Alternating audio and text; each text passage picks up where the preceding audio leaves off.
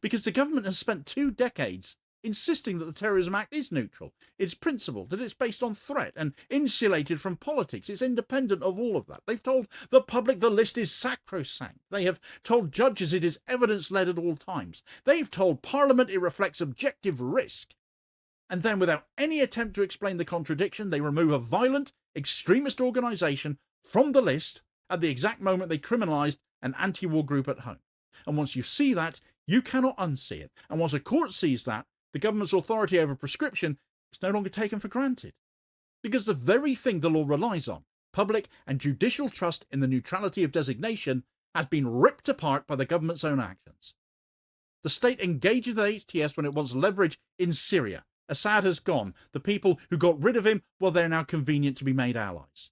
But it criminalises Palestine action when it wants to protect its alliance with Israel. That's the pattern. And the law bends to whichever pattern is politically useful. That's not counter-terrorism. That's political usefulness dressed up in the language of security. And the judicial review has to force that into the open now. The government cannot argue that prescription was necessary for public safety because there's no evidence of risk.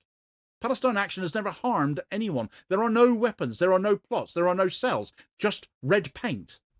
There is only direct action against defence contractors supplying a military engaged in mass civilian killing in Gaza. And the government's decision to use prescription instead of public order law is what exposes their motives.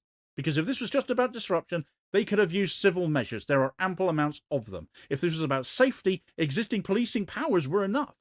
But they wanted the terrorism label. They wanted the fear. They wanted the chilling effect